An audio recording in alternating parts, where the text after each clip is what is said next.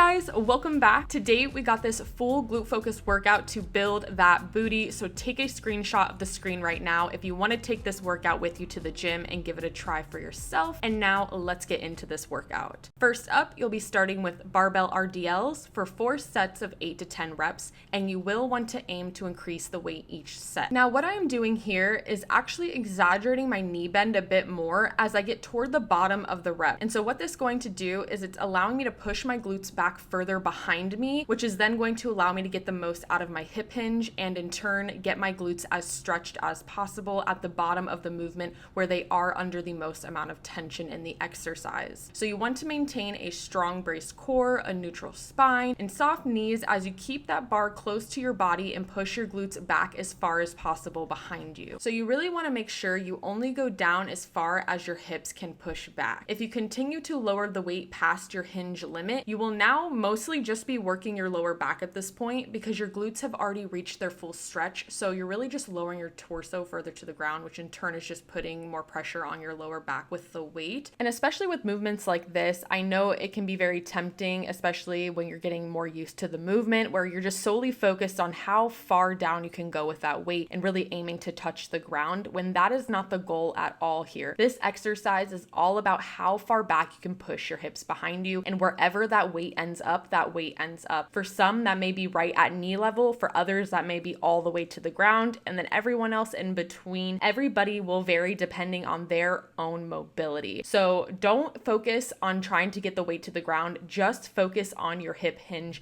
and you will be golden and realize, wow, my lower back, I don't feel it at all. Wow, I feel my glutes firing up. And that's because you're really working within your hinge limits instead of surpassing those limits and putting unnecessary strain on your lower back. Everything's alright with a violet sky on my skin. Baby, I feel high. Next up is a glute-focused Bulgarian split squat, which means we are going to have a wider stride with our working leg. You'll know you're at the perfect stride length when you get to the bottom of the movement and your front shin is able to stay vertical. This will minimize quad activation by reducing that knee drive and also put your glutes in a more stretched position. Then to enhance the stretch even further, you want to maintain a slight lean forward as well. One last tip is to think sinking back into that working glute rather than just moving straight up and down. Again, this is another technique to get that glute under maximal tension at the bottom. Now, I always prefer to utilize a light hold while doing these so that I can go as heavy as possible and also have a little confidence boost along the way because of my knee, but I am in no way using it to pull myself up at all. So freehand or stability hold, do whichever variation you prefer, but you got 3 sets for 10 to 12 reps each set, each leg. Violet sky on my skin. Let me breathe deep, let me get away. There's no place else I'd rather be. Everything's alright with a violet sky.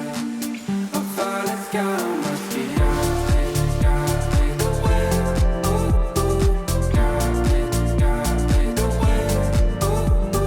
God made. Following the split squats is a straddle lift for 4 sets of 10 to 12 reps while aiming to increase the weight each set. If you're going to perform straddle lifts like this, you need to hold the dumbbell like I am. If you want to hold the dumbbell vertically, then you would most likely need to stand on plates or boxes to elevate yourself to reach sufficient depth at the bottom. But if you hold it horizontally like I am here, then you can easily do them just off the floor. Now, the idea with the straddle lift is that you're hinging back and squatting down simultaneously. So think driving your hips back as you squat down with the weight. I prefer to take my stance a little wider than my neutral squat stance just because that's where I feel my glutes working the best with this movement, but I suggest just messing around with your foot stance a little narrower, neutral, a little wider, and just seeing what feels best for you.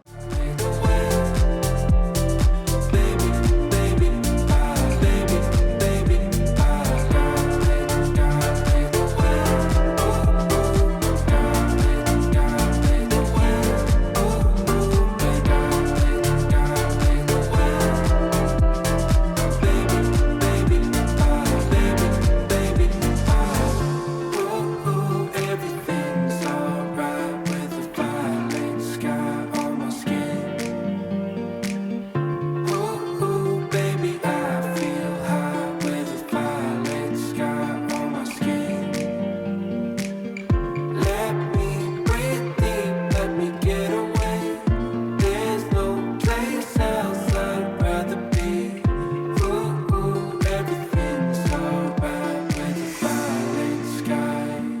Now we have a superset. So you're going to perform these next 2 exercises back to back and then rest and repeat for 3 sets total, 12 to 15 reps each exercise. First up is going to be B stance dumbbell hip thrust. So for these, you will want to get into your typical hip thrust setup, but then whichever glute you are not working, you will take that leg, that foot's heel, and align it with your toes of your working glute's foot. Basically, just look at my feet setup with this and you'll see what I'm talking about. This will keep a majority of the weight on the working glute side with then some assistance from that non-working side. So this is how I like to hold the dumbbell and find to be the most comfortable for this movement, but depending on your gym's dumbbell design, size, or if you're using something else like a kettlebell, then you may want to hold it differently. Just be sure that it's held on the working side. And another last tip would be to keep your chin more down and eye gaze forward. This is going to help keep the tension on your glutes and keep you from hyperextending your spine at the top of the exercise.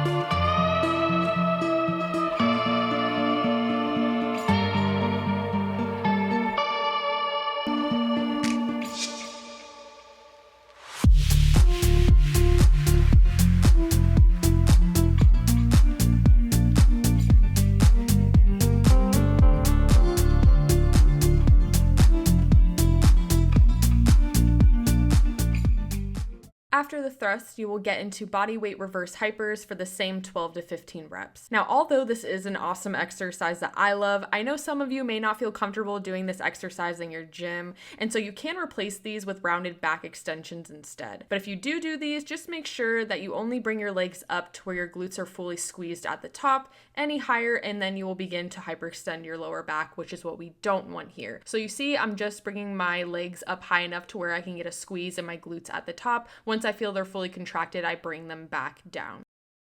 Then to end the workout, you will do 2 sets, 15 reps each side of standing cable straight leg abductions. When I do these, I do like to have a tiny lean forward with mine just for better stability, and then I also will be sure to use my hand to brace against the machine. You can swing your leg in front or behind your planted leg. Everyone has a different preference. Here I am doing them from behind.